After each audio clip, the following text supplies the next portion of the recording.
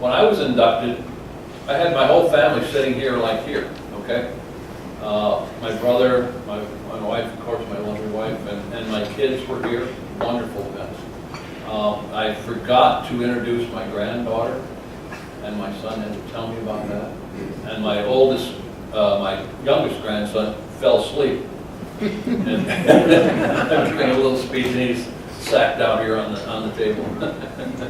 Anyway, I invite you once again to look at this program and read about George Hopkins and Jim Nelson, because of the significant role they played in this industry. Thank you very much. George Hopkins founded Sentinel Laboratory in Springfield, Illinois in 1932 to help chemical manufacturers test their products' efficacy versus various pests. At the urging of locals, the business branched out into providing pest management services. And that company, Sentinel Pest Control, exists today under the operation of George's son, John, who's here to accept the award on his behalf, and other family members.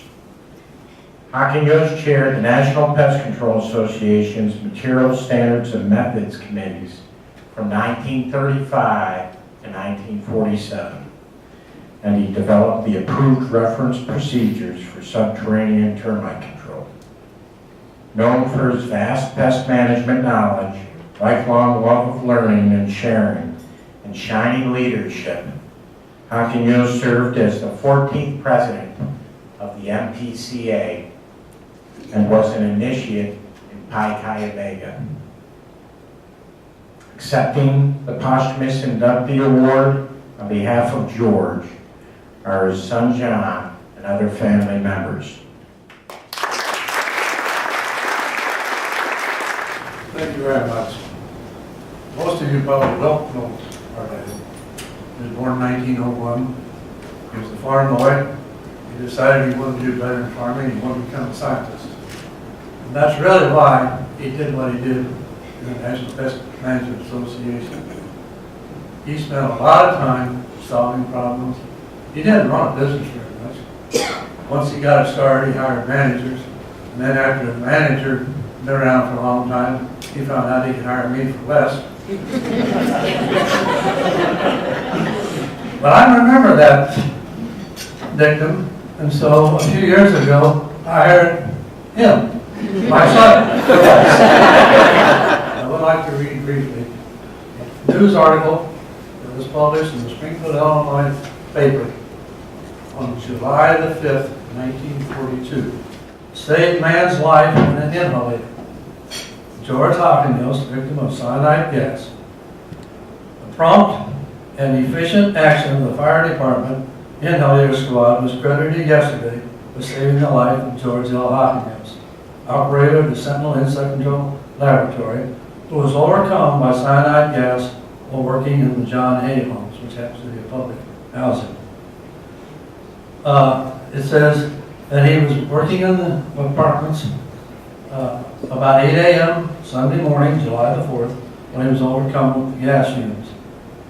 He staggered out into the yard because he had spilled the cyanide on his clothing, and he knew that cyanide will penetrate the skin almost as quickly as it will going through the lungs.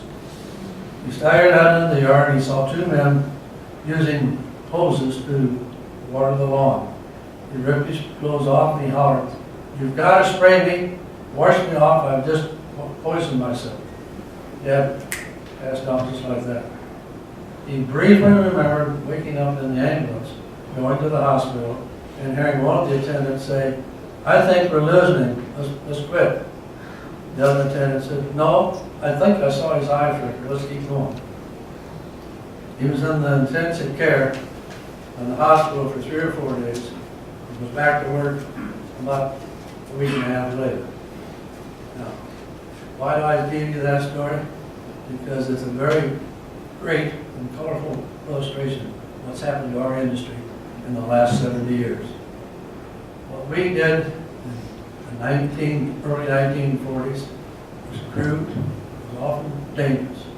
How many of you remember cyanide eggs being dropped in a ceramic container of acid to fumigate a warehouse or a grain elevator? How many of you remember using 1080 commonly stuck in a Coke bottle with a cork in it?